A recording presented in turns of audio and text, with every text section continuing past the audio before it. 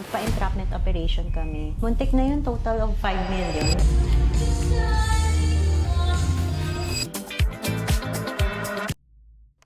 Ma'am, nabalitaan niyo po ba yung nangyari kay Miss Ana Magkawas? Alin doon? Yung madami daw nawawala na item sa kanilang store. Ay, parang oo nga, nabalitaan ko nga yun. Parang, teka, parang pinost niya yun eh. Check ko nga. Yun ba yung may mga Rolex pa? Yes po, ma'am. Ito nga, pinost niya. Hala, ang dami. Sabi daw po, di naman daw po nawala yung mga cash, yung mga boxes ng Rolex. Item lang mismo yung nawala. Possible nga inside job to, no? Ito yung mga nawala eh. Rolex Submariner Gold siya. Grabe, full gold to. Pag i-check ko to online sa Rolex, magkano na ba to? Mga ano siya, 2.8 million yung brand new niya. Tapos kapag isi-search ko online yung market value niya, around 2 million. Kasi nga pre-love na yun. So based sa picture niya, marami ng scratch yung watch. So pre-love to malamang. And then itong isa, Kelly bracelet to from Hermes na rose gold. Itong mga Kelly bracelet, around ano to, 685,000. Yung pre-love nito siguro around 275k to 300k kasi half the price eh. Kapag sa mga fine jewelry ng Hermes, hindi siya tumataas masyadong value eh. Kasi ang specialization talaga ng Hermes is more on the leather goods. Pero ano to, full rose gold to 18 karat. So kung ibebenta to nung nagnakaw, let's say kukunin lang sa grams. Pero since branded siya, malamang mabebenta niya to around 275k pa din. Tapos meron pang Tiffany. Parang mabigat-bigat tong isang bracelet. Nakita mo yun? Yung parang kadena. So ano din siya, high-end brand. And then full 18 karat gold din to. Pag sinerch ko sa website nila, around 615,000 yung retail niya.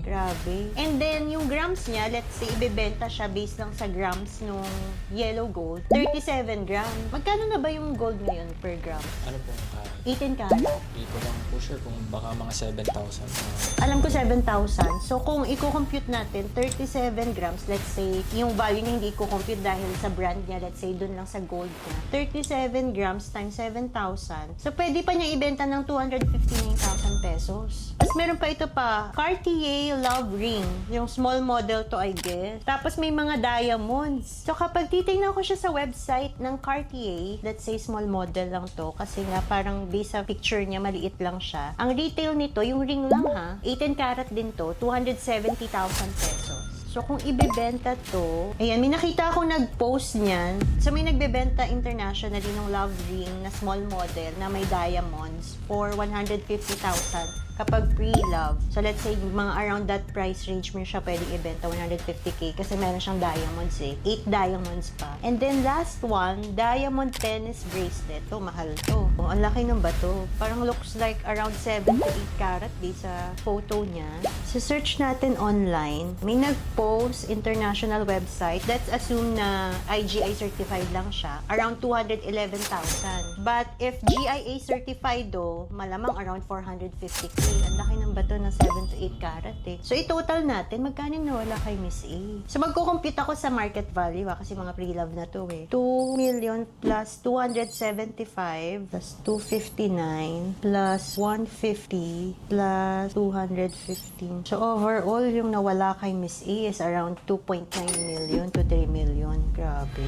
Grabe hard-earned money. Pinaghirapan, tapos mawawala lang ng ganun. Buti na i-post po agad ni Miss Ana para aware lahat ng tao na kahit sino pagbebentahan siya, walang bibili. Especially yung Rolex kasi meron yung Kasi meron siyang mga reference number, mga tsaka color. meron siyang galing. Yung Rolex kasi meron siyang serial code, very specific to each watch. So yun, pwede na niyang i-alert kahit mismo sa Rolex Service Center na this is a stolen watch. Alam mo, Atan, we can relate dyan ni Ricky kasi nung 2023 birthday ko, alam ko nakwento ko na to sa episode ng Celebrate sana kayo ng birthday kaso sa police station. Oo. Nagpa-entrapment operation kami. Muntik na yun, total of 5 million. Tapos, actually ano daw siya, 1 in a million case siya na mababawi mo, yung all items. Ang hindi lang ata namin nabawi noon that time is yung mga labubo. Kasi pang giveaway namin yun sa mga clients for December, nung time na yun. So, syempre, bumili siya ng 5 million na worth. Ang dami namin freebie sa kanya na labubo. So, nung time na yun lang yung hindi namin binawi. Kasi nandun na sa mga anak niya. Nakakaawa din naman. Pero yun nga, nakaka-relate ako. Masakit mawalan kasi hard-earned money yun. Mas lalo na kung kakilala mo. Kasi yung gumawa sa amin noon, hindi namin kakilala. Talagang ano lang siya, nagpanggap lang siya na client and then good thing thing, may mga tumulong sa amin nung time na yun, kung hindi ko pa nakakwento. May mga tumulong para magpa-entrapment operation. Tsaka meron ding isang watch seller, sila Angels Peace Perpetual, sila yung tumulong sa amin. Sa store nila, in-entrap yung magnanakaw, yung scammer.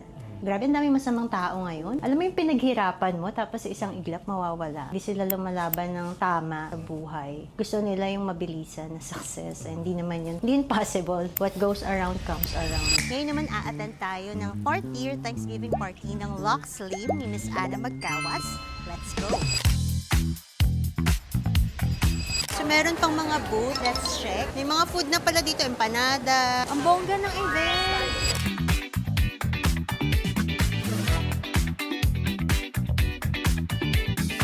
Hi, Mare! Congratulations! Grabe, ang laki na ng ginrow ng company mo. I'm so happy to be part of your 4th year anniversary and looking forward to many more collaborations with you. Thank you!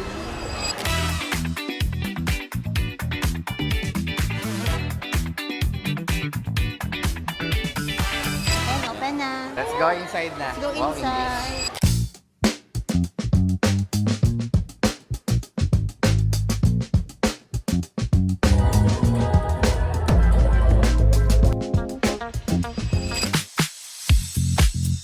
Sabi nga nila, the more na mas maraming nakakapuna sa'yo, ibig sabihin, interesado din sila sa produktong ino-offer mo.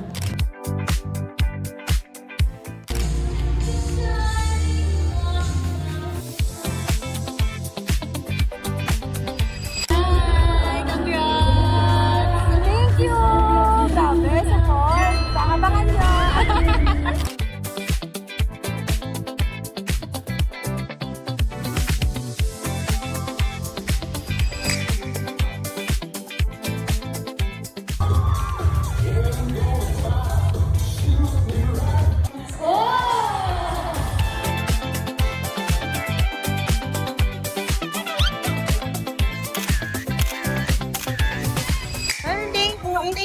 Thank you for inviting me. Thank you. Nag-enjoy kayo?